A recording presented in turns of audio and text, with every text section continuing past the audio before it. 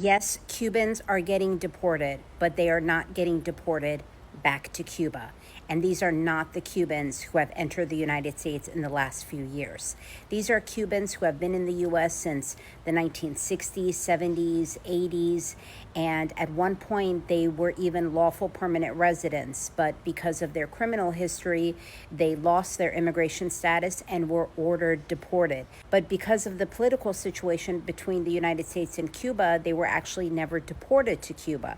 And instead, they were placed on what's called order of supervision, where they typically go once a year for a quote unquote check in. And they meet with an ICE officer, and the ICE officer makes sure that they don't have any other crimes going on and they're abiding by the terms of their check in, and they're able to apply for a work authorization.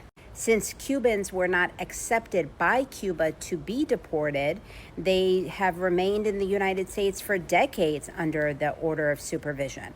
But now, since the Trump administration is pushing hard this third country removals, Cubans are now being deported to various locations, including Mexico. You're seeing Cubans go to their ICE OSUP check-in appointment and be detained, and they're spending a few weeks in Chrome and then being transferred over to Texas, and then from Texas they're being placed on a bus and then deported to the southern part of Mexico. Shame, because I think if ICE had told them what the plan was, these people could at least prepare for it, but sadly they have absolutely no idea that this is even coming to them. And now they've been in the U.S. for 50, 60 years with relatives and businesses and families and ties to the U.S., and just being dropped off in another country with no ID, no money, and no resources.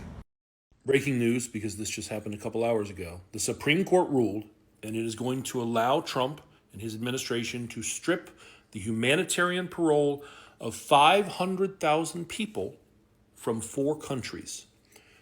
A protection that was in place to keep them from being deported is being stripped, and it is going to result in at least 500,000 people being deported who come from 4 countries. Do you want to guess what one of those countries is? The very first one listed? Cuba.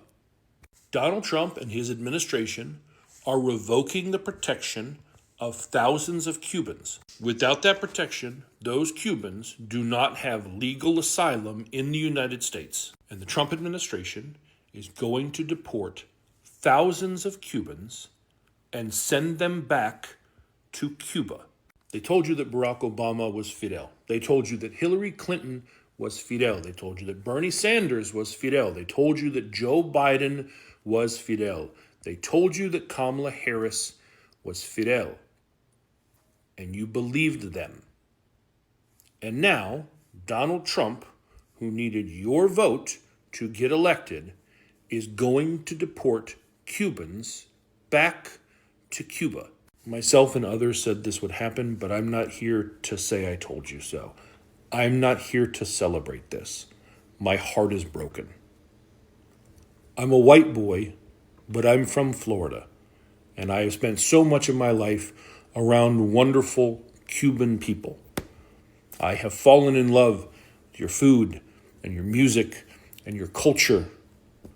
And then I watched a political party in my country weaponize very legitimate, real fears that you have and lie to you and tell you that if you didn't vote for them, what happened in Cuba would happen to you here. And you did. And now they're sending some of you back to that place because they only cared about your vote and they don't actually care about you. All right, today Cubans are getting a live shock after Trump has actually started deporting them to Mexico, Cuba, and other sites.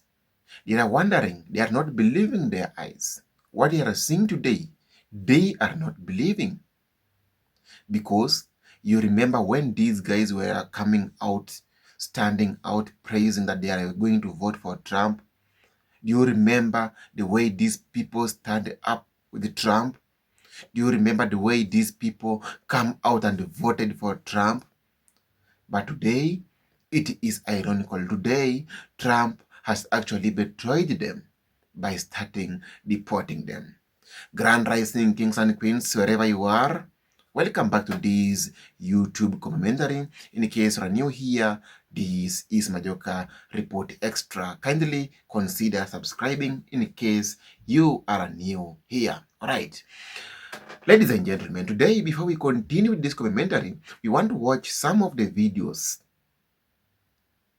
on what is now happening on the ground, because right now as we speak, Cubans are being deported. Okay? Massively, they are being deported. Let us watch some of the videos and then we come back, we talk more as we always do. Let's go.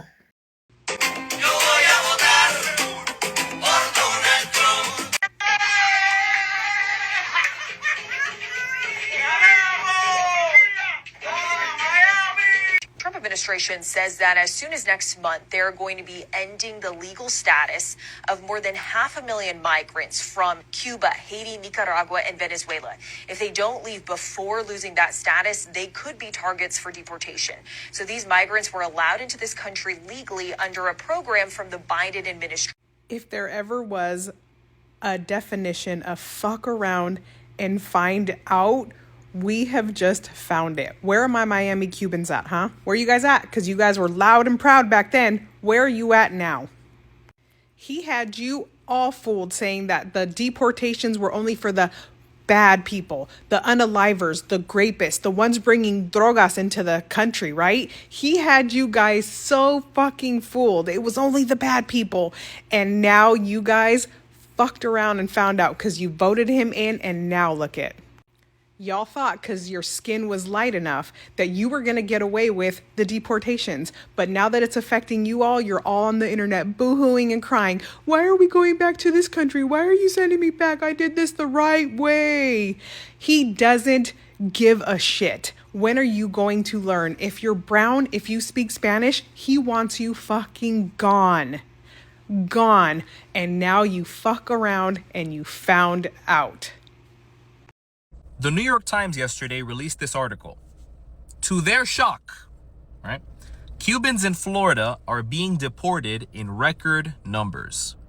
Just last year, the Trump administration repatriated, aka deported, more than 1,600 Cubans back to Cuba.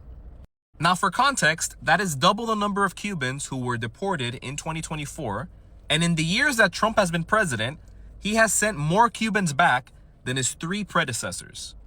And that's not mentioning all the Cubans that have been deported to Mexico, to places in Africa, to countries all over Latin America and the world because they had some sort of criminal conviction and the Cuban government refused to accept them back into Cuba. Now, what's crazy is that polls suggest that most Cuban American registered voters, who obviously tend to be Republican, continue to support Donald Trump. But there has been a growing amount of unease throughout the community with this situation. Growing unease in the community, but they still continue to support Donald Trump regardless of their family members, their friends, their neighbors being deported back to the Cuban dictatorship, right?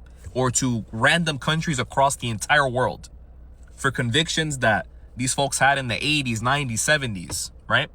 And what's funny to me is the headline, right? To their shock, Cubans in Florida are being deported in record numbers. Because it's the reality, right? This is a shock to the Cuban community here in South Florida, mostly in Miami-Dade, right? In their minds, this shouldn't be happening because obviously there is a dictatorship on the island. The situation in Cuba is worse than ever with health issues, so many different things, right? Unfortunately.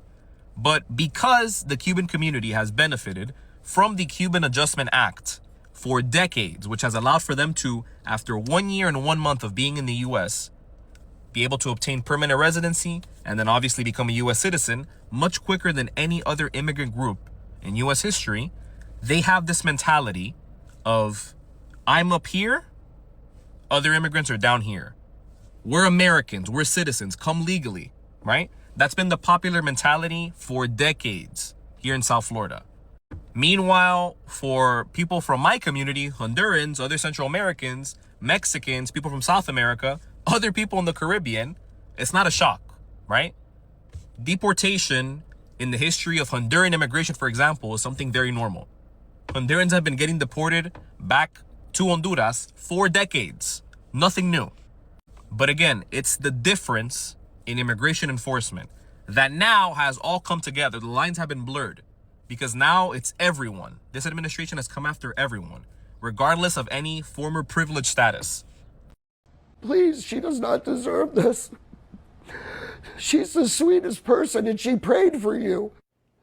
A desperate plea to President Trump from a South Florida man fearing his life partner could be deported to Cuba at any moment. He reached out to our Christian De La Rosa to share his story and his remorse.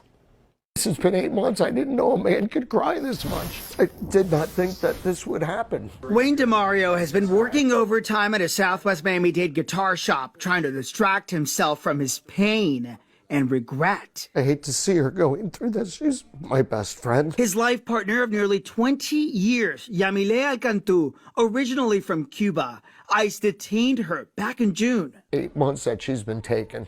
I call it kidnapped because it basically is. He says it happened during what they thought was just another immigration check-in. They grabbed her, put her in shackles and chains. She'd been checking in annually, as so many do, hoping to fix her status. She lost her legal residency and got a deportation order back in 2008 after a traffic stop. They go through her purse, and then they dump the purse out, and 3 Xanax pills fall out. But in those years, he says, they didn't think much of it. Cuban's not going to get deported, so don't worry about it. Today, DHS has her listed among the worst of the worst, a criminal arrested for dangerous drugs in possession. Wayne feels it's a slap in the face. I didn't vote for this, but I definitely voted Republican. He says both were staunch supporters of President Trump. When you said I didn't vote for this, what did you think you had voted for? I really thought this was just going to be something organized. But it's obviously not. They just blanket everybody. Alcantu calling from her detention facility in Louisiana. She says in her 8 months detained, she has not seen an immigration judge. She stresses she's not a criminal and her biggest fear, being deported, especially to Cuba. There are going to be people out there who hear your story, hear other stories like this, and say, well, you voted for this. Yeah, I've heard that from people. What do you and tell they those said, people? I'm sorry. I didn't know that this was going to happen. This is about human beings. It's not about left or right. It's about right and wrong. Alcantu's record does have other violations on it, misdemeanors like petty theft dating back to the early 2000s. Wayne DeMario says he has spent his entire life savings on legal fees trying to get her back home. I didn't vote for this, but I definitely voted Republican. Yeah, but you did vote for this. You said so yourself. You just didn't think that your woman would be deported, right? Like, didn't you say this? Cuban's not going to get deported, so don't worry about it. Yeah, Cubans aren't going to get deported, so don't worry about it. Your words. And your significant other is what? Cuban? And she got what? Deported? Oh, and now she's on a list? Yeah, this list? She's on this list now? Yeah. Now, I do have a serious question for especially people like you. Have you all just completely forgotten that karma is a thing and that it exists and that it's very real? Or are you just now figuring that out? Even with all that gray hair, you've had a lot of time to learn that. At least now you get to feel what you decided other people should.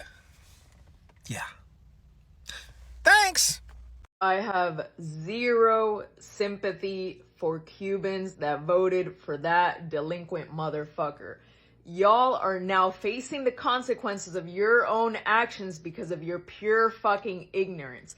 A lot of the Cubans that came here from the island and decided to support that motherfucker, that were on humanitarian parole or various other immigration programs to try and stay in this country, are now crying and suffering the fucking consequences of their own stupid fucking motherfucking actions. I just watched 3 back-to-back interviews with different Cubans that came from the island that had some type of application in with immigration and were deported back to Cuba, and they were supporters of the rapist, crying on camera.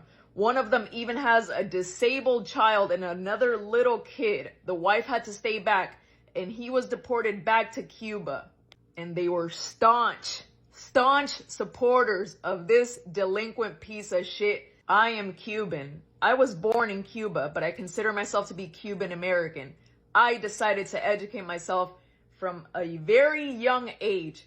Back in about 2004, when John Kerry was running for president, I already knew at that point that I was a Democrat because I aligned directly with those values, because I learned in political science and U.S. history classes in school what being a Democrat or aligning with those values was in comparison to conservative values. And mind you, my family were refugees from Cuba. My dad was a political prisoner, right? In Cuba. My whole family is conservative, Republican. But from a very young age, I decided to educate myself, to go to college, to do my own research. Even from the time I was a kid, even before going to college, I did my own research. And I always have. When you come from another country and you decide to go from one dictatorship to another, and you decide to continue supporting the same bullshit, just instead of with a communist flavor, with a fascist flavor, then you are going to reap what you sow, and you are going to collect the fruits of the bullshit that you decided to vote for. Ahora ustedes están llorando porque están deportando a sus familiares, pero acuérdense que cada cual cosecha lo que siembra y recoge los frutos de lo que siembra. Todo en la vida tiene consecuencias, y el que no se quiere educar, el que no quiere ir a la universidad o estudiar la política de este país y instruirse, pagará sus propias consecuencias por su propia ignorancia.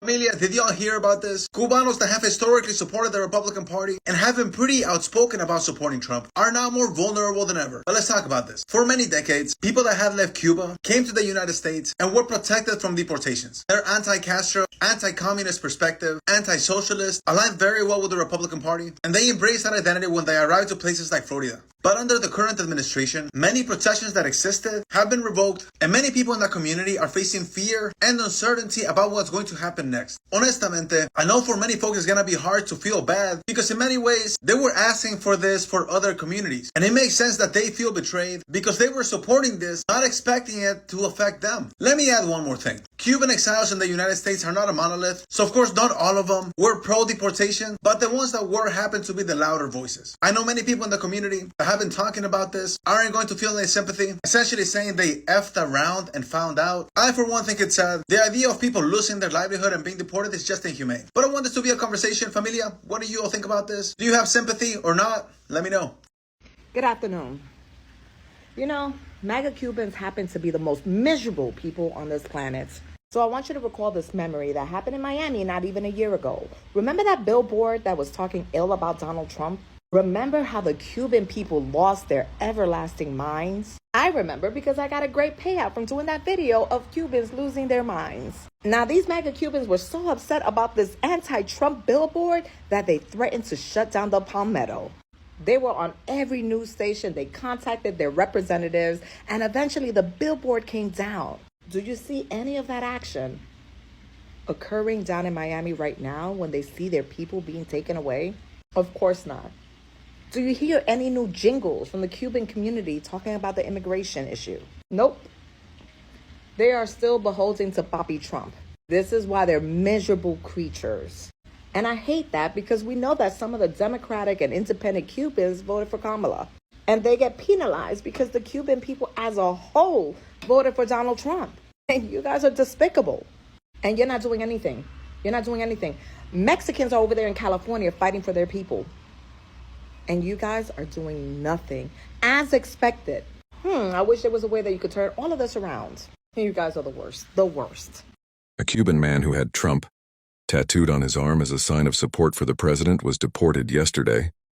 A Cuban man who had Trump tattooed on his arm as a sign of support for the U.S. president was reportedly deported, drawing widespread attention online. The case has sparked discussion as it highlights the intersection of personal political expression and immigration enforcement policies. Observers note that the situation reflects how individual choices, including public displays of political loyalty, can gain unexpected visibility during legal or administrative actions. The story has circulated widely, raising questions about how personal identity and political views interact with immigration systems. Analysts say the case underscores broader debates around immigration enforcement, fairness, and the role of personal expression. It also highlights how individual stories can quickly become symbols in larger political conversations, shaping public perception and discourse. All right, welcome back. Okay, we can realize something, that Cubans were being mourned by black people, but they never listened to black Americans. Black Americans tried their level best to warn these people against voting Trump, but they never listened to black Americans. Once they were voting for Trump, they voted for Trump in their minds, knowing that Trump will come to deport black Americans. Okay? Trump will come to support them. Trump will come to save them. That was what was in their mind.